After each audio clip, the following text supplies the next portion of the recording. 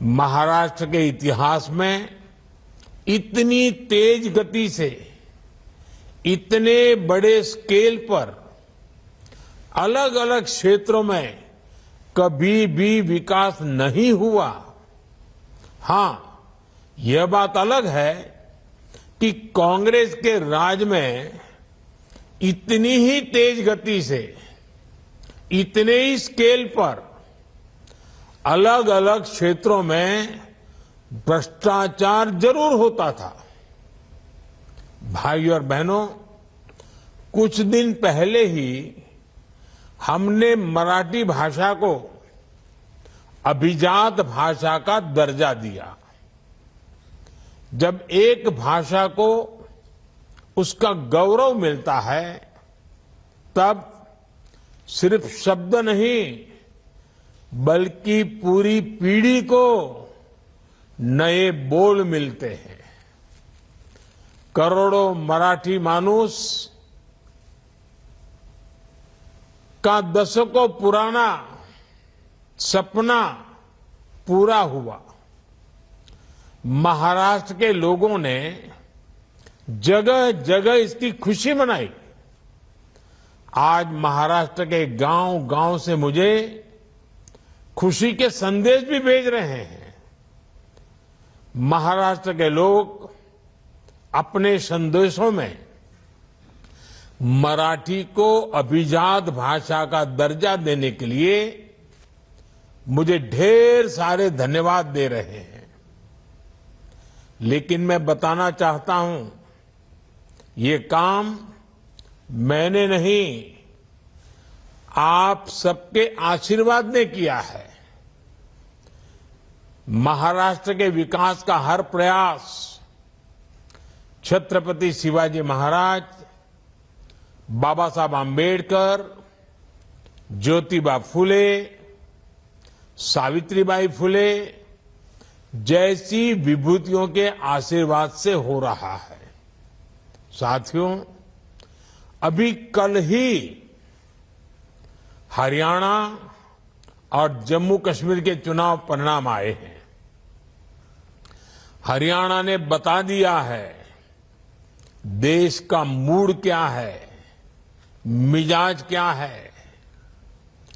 2 बार कार्यकाल पूरा करने के बाद लगातार तीसरी बार चुनकर आना ऐतिहासिक है। कांग्रेस का पूरा इकोसिस्टम, अर्बन नक्सल का पूरा गिरोह जनता को गुमराह करने में जुटा था, लेकिन कांग्रेस की सारी साजिशें ध्वस्त हो गई। उन्होंने दलितों के बीच झूठ फैलाने की कोशिश की, लेकिन दलित समाज ने इनके खतरनाक इरादों को भांप लिया।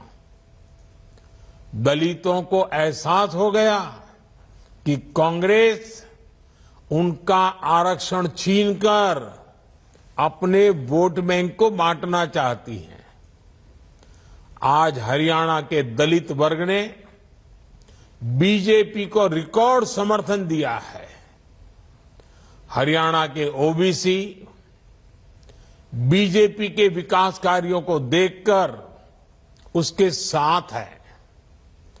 कांग्रेस ने किसानों को भड़काया, लेकिन किसानों को पता है कि उसे फसलों पर एमएसपी किसने दी। हरियाणा के किसान बीजेपी की किसान कल्याण योजनाओं से खुश है। कांग्रेस ने युवाओं को टारगेट किया और अलग अलग तरीके से उन्हें भड़काने की कोशिश की, लेकिन हरियाणा के नौजवान, हमारी बहनें, बेटियां अपने उज्जवल भविष्य के लिए भाजपा पर ही भरोसा कर रहे हैं। कांग्रेस ने सारे हथकंडे अपनाए, लेकिन हरियाणा की जनता ने दिखा दिया वो अब कांग्रेस और अर्बन नक्सल के नफरती षड्यंत्रों का शिकार नहीं होने वाले। साथियों, कांग्रेस हमेशा बांटो और सत्ता पाओ के फॉर्मूले पर चली है। कांग्रेस ने बार बार ये सिद्ध किया है कि वो एक गैर जिम्मेदार दल बन गया है। वो अभी भी देश को बांटने के लिए नए नए नैरेटिव गढ़ रही है। कांग्रेस समाज को बांटने का फॉर्मूला लाती रहती है। कांग्रेस देश के मतदाताओं को गुमराह करने से बाज नहीं आ रही। कांग्रेस का फॉर्मूला साफ है कि मुसलमानों को डराते रहो, उनको भय दिखाओ, उनको वोट बैंक के कन्वर्ट करो और वोट बैंक को मजबूत करो। कांग्रेस के एक भी नेता ने आज तक कभी नहीं कहा कि हमारे मुस्लिम भाई बहनों में कितनी जातियां होती हैं। मुस्लिम जातियों की बात आते ही कांग्रेस के नेता पर मुंह पर ताला लगाकर बैठ जाते हैं।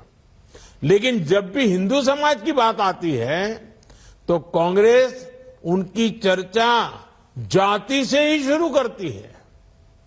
कांग्रेस की नीति है हिंदुओं की एक जाति को दूसरी जाति से लड़ाओ। कांग्रेस जानती है कि जितना हिंदू बटेगा उतना ही उसका फायदा होगा। कांग्रेस किसी भी तरीके से हिंदू समाज में आग लगाए रखना चाहती है ताकि वो उस पर राजनीतिक रोटियां सेकती रहें। भारत में जहां भी चुनाव होते हैं वहां कांग्रेस यही फॉर्मूला लागू करती है। अपना वोट बैंक पक्का करने के लिए कांग्रेस समाज में जहर घोलने के हर हथकंडे अपना रही है। कांग्रेस पूरी तरह से सांप्रदायिक और जातिवाद का चुनाव लड़ती रहती है। हिंदू समाज को तोड़कर उसे अपनी जीत का फॉर्मूला बनाना, यही कांग्रेस की राजनीति का आधार है। कांग्रेस भारत के सर्वजन हिताय, सर्वजन सुखाय की भावना का दमन कर रही है। सनातन परंपरा का दमन कर रही है। जिस कांग्रेस ने इतने वर्षों तक देश पर राज किया, वो सत्ता में वापसी के लिए इतनी बेचैन है कि हर रोज नफरत की राजनीति कर रही है।